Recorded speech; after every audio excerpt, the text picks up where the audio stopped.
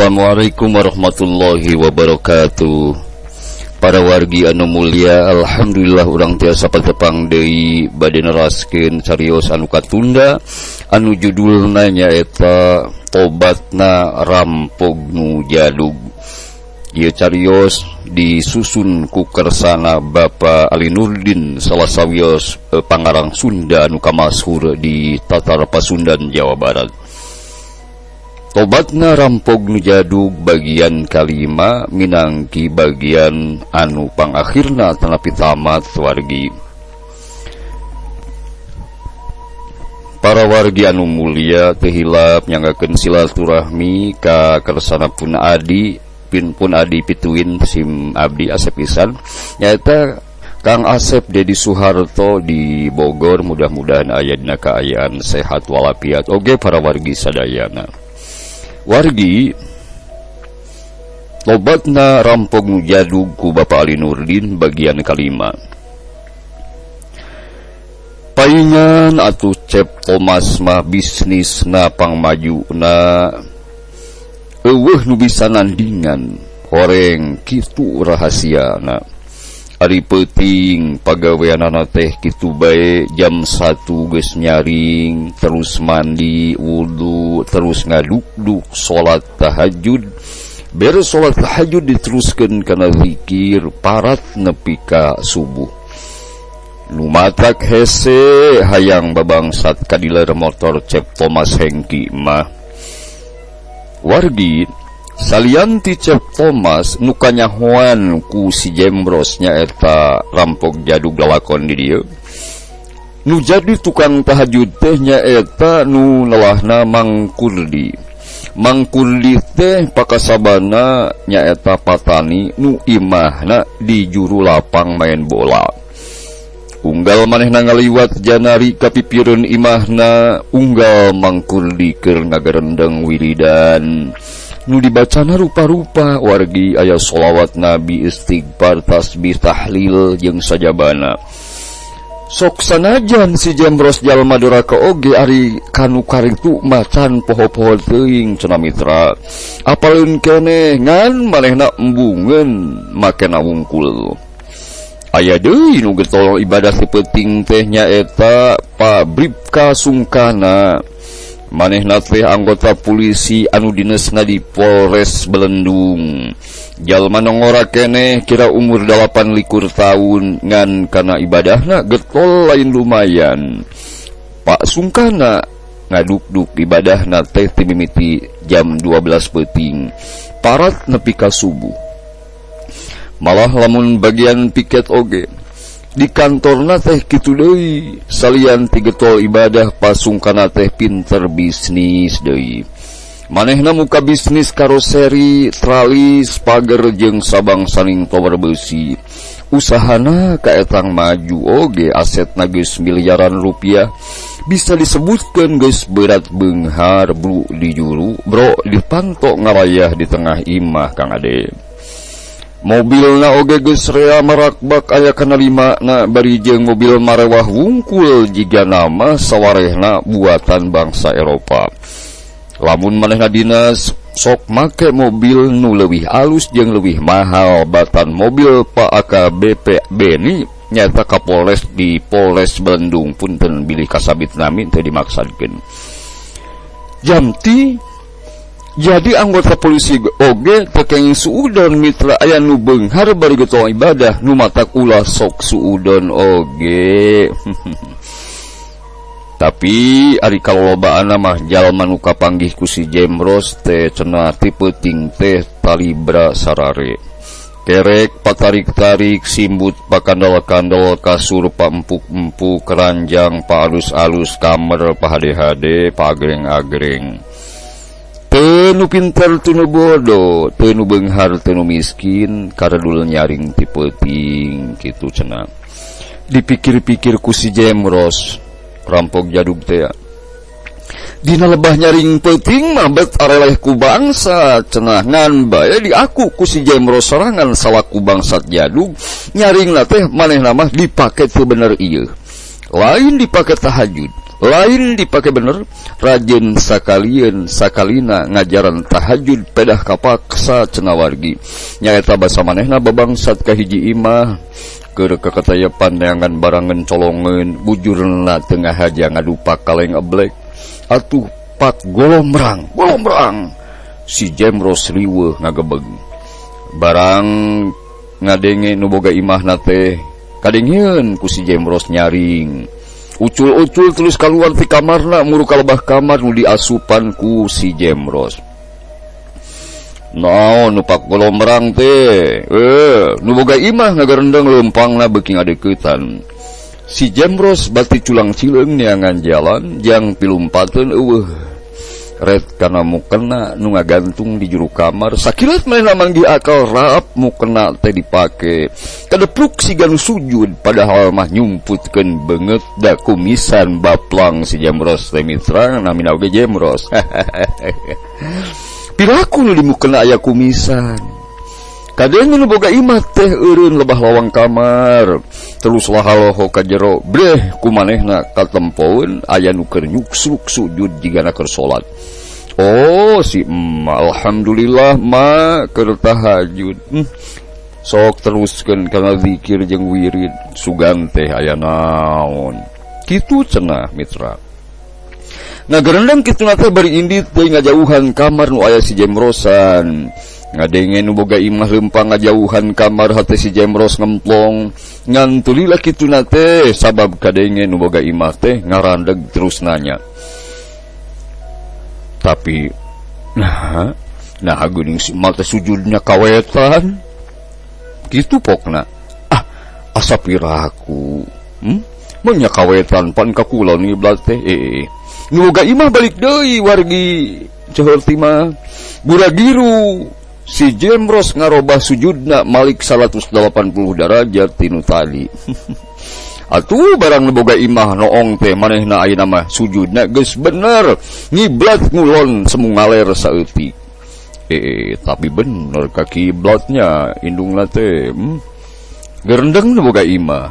Tadi mah meureun salah tetempoan bakat kutunduh rek sare deui nu boga imah ngoloyong ka kamarna kadenge sora ranjang pakreket tandaning manehna ngedeng deui si Jemros gancang-gancang kabur ti dinya ngaros dinu poe sanggeus la jauh manehna eureun heula ambekan lambatna keur ngarasa bunga pedah lolos tina bahla terus si Jemros ngagerendeng bener tahajud teh luar biasa cacak-cacak aing ngukul tahajudan matak salamet atuh komo mun tahajud nyaan mah peuting beuki jempling bulan sapasingang pleng ngawelah simpe.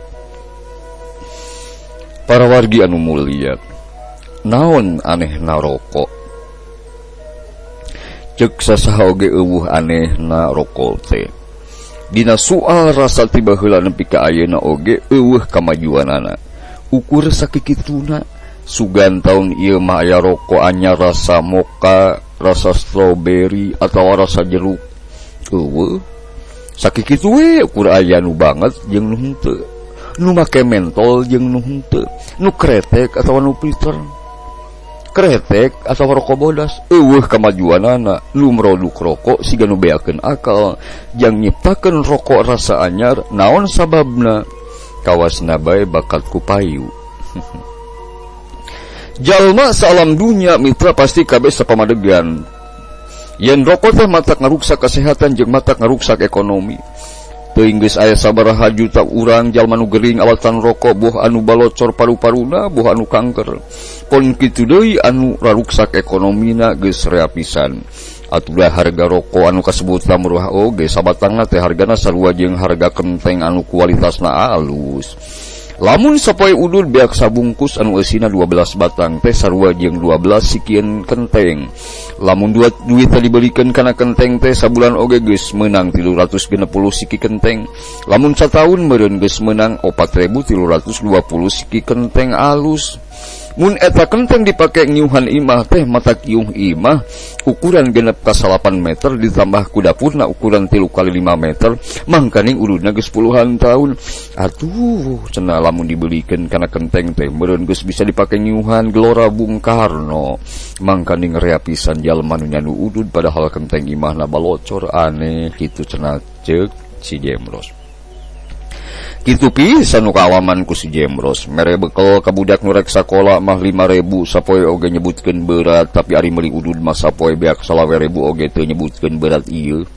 Malah nu puguna mah wadang cecermed oge beakna teh dipake meuli ududeun. Da eta baketing ku nyandu kana udud pokna ge kajeun teu manggih dahar tinimbang teu manggih udud mah. Lain si Jemros bae nu nyandu kana udud teh mitra cenah saperti kitu teh nu sajena oge sarua. Babaturanna kabeh oge bareki udud malah nu aneh mah dokter soreng rea oge nu nyandu kana udud. Ari ka pasien mah omat-omatan ulah ngaroko cenah tapi manehna sorangan maronyun we udud rea eta dokter nu kitu teh. Kangajengan jumhur oge anu pertentang pisan rangkeun pamakruhan kana ududna nyandu pisan. Boh keur ngawuruk boh keur mutlalaah teu boleh bari udud.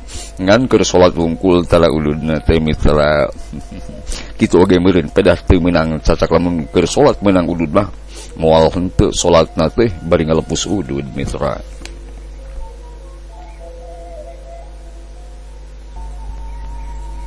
Para wargi anu mulia ngan wae cenah sagala perkara oge lamun urang pinter ngobetna mah sok aya wae hikmahna. Pon kitu deui dina masalah udud ieu pikeun si Jemros mah ngabogaan hikmah anu agung anu gede anu ngajadikeun manehna sok ngarasa untung pedah jadi jalma nu nyandu kana udud. Cacakan lamun manehna teu nyandu kana udud mah cantang tu manehna bakal ngarasa jadi jalma nu panguntung-untungna. Malah bisa jadi mun teu udud mah bakal jadi jalma nu pangrugina. Caritana dina hiji poe aya tetanggana anu mere peuteuy ka pamajikanana teu loba ukur 10 papan. Peuteuyna peuteuy gobang jigana mah ti Karawang. Anu paranjang bari sikina balotot. Keur mah si Jemros teh karesepna pisan kana peuteuy teh katulung-tulung peuteuy napi kauruyeun. Atuh puguh we teu sabaran hayang geura datang waktuna dahar. Pamajikanna geus apaleun pisan kana karesep salakina nu matak hayang barang aya nu mere peuteuy teh gancang balanja ka warung. Meuli tarasi colek, cengek, bawang beureum jeung peda beureum cenah marek. Nyambel sing lodok meungpeung boga coelna atuh pedana rek digorengan moal garing teuing. Ngan sarupa nu jadi pikiran si Jemros teh nyaeta teu boga rokok. Mangkaning cenah ari tas dahar jeung peuteuy mah ngaroko teh kudu pisan. Teu kaci ari teu tas dahar jeung peuteuy teu terus udud macek paribasana tinimbang teu udud kajeun teuing mungkus tapas ku kararas. Terus dipake udud eta teh awahing ku kudu-kuduna manggih udud. Si Jemros upuy apai rumpurampa kana palang dada dilalahna gorehel manggih kuntung rada panjang. Ngan geus semu koneng tandana geus rada lila meureun. Tak adalah geuning manggih ye. Keun we kuntung ge lah asal aya si Jemros bungaheun pisan. Kuntung dinangna nengne malah pedah rada kotor meusan oge kanjat ditiupan. Didinya nama hatena ngarasa jongjon kuntung digolerkeun dina meja nu aya di dapur geus kitu lewos manehna ka tengah imah terus lalajo TV. Rada moho oge lalajo TV na teh bubuhan acarana karesep manehna nyaeta main bola. Teuing da kana lalajo main bola teh resepeun pisan malah bakat kulesep kana lalajo main bola si Jemros teh masing nu main bola ge barudak leutik oge. Bari jeung lapangna di sawah garing oge ku si Jemros masuk di lalajoan. Geus liren lamun anu maena geus lireun lamun anu maena Persib mah geus teu bisa diganggu dugat deui kajaeun teuing aya piduiteun nu rada gede oge teu kabitaeun ieu satungtung Persib main keneh mah terus wae manehna manco di hareupeun TV. Oh moal lamun Persibna keur meunang lalajon teh beuki sumanget bae atuh lamun Persib keur eleh kalah ka beuki panasaran hayang geura nyaksian Persib bisa males ngagolkeun. kungsi dina hiji peuting waktu geus maju ka janarinakeun manehna geus ngincer hiji imah nu rek diranjah ti beurang keneh geus dikulincer digambar dina pikiran sagala rupana lawang jendela dapur kamar mandi jeung sajabana eta teh kudu paham pisan sangkan engke cenah mitra dina prungna operasi bisa lancar lulus banglus atuh lamun aya hal nu teu dipikaharep bisa gampang neangan jalan pikeun kabur lumpat mitra. Para wargi anu mulia, harita kira-kira jam 2-an si Jemros ngadeukeutan eta imah. Kaciri di tengah imah caang kene kumanehna ditoong tina kaca anu melenge teu katutupan. Si horeng nu boga imah teh keur lalajo Liga Spanyol Real Madrid ngalawan Barcelona. Antukna si Jemros kalah milu lalajo wargi. Kanjat keur nyengge-nyengge wae dina lebah kaca nu melenge teh parat nepi ka subuh lalajo. Bakating ku husu lalajo main bal. Teu sadareun harita teh geus beray-berayan beurang. Sadar-sadar bujurna aya nu Noel. Damal naon Pak? Cek nu Noel. Si Jemros ngagebeg reuwas sampur era. Ieu nuju ngiring nonton main bal. Tembalna saujratna. Ti wengi mulai dieu teh Pak. Si horeng eta teh nu boga imah kolotna jajakan nu tadi lalajo main bal. Sumuhun nuhun pokna bari ngaleos sabab main balna geus bubar teu hayaangeun papanjangan bakating ku era meureun.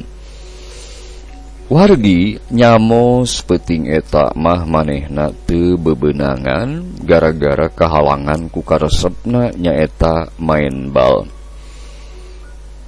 Kang, ieu sangu geus asa Kang. Kadenge sora pamajikanana meuraikeun lamunan. Si Jemros gancang ka dapur kasampak sagalana geus dibarakeun. Sangu sasangku mentung sambal sacoet gede. Goreng pedana ngajajar dina piring beling. Atuh teu loba acara deui. Si Jemros terus we deker dahar mani sebut-segut pisan bangun ku nikmat mitra. Nepi ka ampir manehna kamerkaan. Beres dahar bari jeung suha-seha keneh lantaran ladaeun ku cengek. Manehna kokotetengan neangan kuntung teh jigana teh meuni geus hayang geuranyot bae udud. Neangan naon deui Kang kokotetengan di dinya? Pamajikanna mah can anggeus daharna teh masih ngalimed. Lain nyi, ari kuntung nu akang dina meja dikamanakeun ku nyai, nempon teu nyi? Tadi udud ku si Cikal Kang. Ti ngalios ka mana budakna teh? Aduh, si Jemros ngagebrag meja wargi. Dasar bebenyit kurang ajar. Udud ngan sakitu-kitu nama ke dicolong. Mun aya moal teh dikepret ta. Mun aya moal teh dikepret ta budak teh. Nyaritana teh bari kekerot wargi. Ulah kitu atuh Kang. Teu pira oge leungit kuntung geus pondok deui. Da aing nyeri hate tas dahar jeung peuteuy eueuh ududna nyi. Si akang mah pamajikanna angger leuleuy. Leungit kuntung-kuntung wae make nyeri hate. Komo batur marean leungit motor Kang. Meureun nyerina hatena oge jutaan kali ti kieu ti urang nya Kang. Gebeg si Jemros ngagebeg wargi. Caritaan pamajikanna asa niru kana kalbu. Awakna ngoprot kesang lu atleet malah make jeung asa ting puringkak sagala bulu pundukna. Tada teuing maranehna teh nyarlieun hatena Kang nu motorna dicolongan, nu traktorna dipalingan jeung barang-barang sejena. Si Jemros ngadadak asa lungse wargi. Kadepruk kana kursi panjang teu kadugaeun cengkat deui manehna. Kawasna wae lawang hidayah keur ngemplong. Nu maha kawasa mah wenang ngarobah nu goreng jadi hade. Wenang mindahkeun tinu salah ka nu bener. wenang maparin pituduh kanu kalangsu eta nu kiwarikeun karandapan ku si Jemros sasatna rampog nu jadug. Pikiranana rusras kana dosa nu geus dipilampahna, ngarugikeun batur, ngararajet hate batur, ngarempak aturan tinu salawasna mikanya ka manehna. Wargi cipanona si Jemros bangsat jadug teh bedah. Si Jemros inghak-inghakan. Bener Nyai, bener Nyai. Akang rumah sarea dosa. Akang janji itu sama saya nak harap mah molek tecerembet deui. Mugi-mugi Gusti Allah ngahampura ka akang. Nyi doakeun. Nuhun bager geus ngelingan ka akang ku bahasa nu teu kudu ditujukeun bae ka akang. Nuhun. Akang pertobat sejak tobat Nyi. Para wargi anu mulia, ti harita si Jemros babalik pikir. Lampah goreng na dieureuna nungtutan diganti kuno hade. Tapi nyaring ti peuting nama diteruskeun ngan pagaweanana diganti ku ibadah salat jeung dzikir. Unggal peuting oge parat-parat bae nepi ka subuh. Lamun geus deukeut kana waktuna salat, manehna sok guragiru ka masjid. Mendeko dina sajadah ngadaguan datangna parentah. Mun geus datang waktuna haleuang manehna adzan, sorakna aweuhan ka sakuliah lembur. Hayya 'alal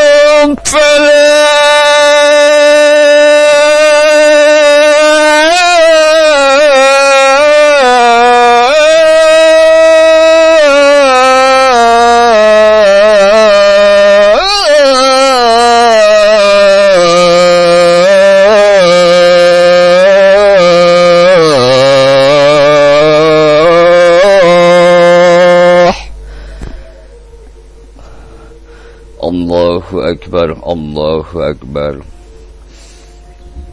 Mitra kaum dangu anu mulia, alhamdulillah carios tobatna rampog nu jadug karangan Bapak Ali Nurdin tos rengse.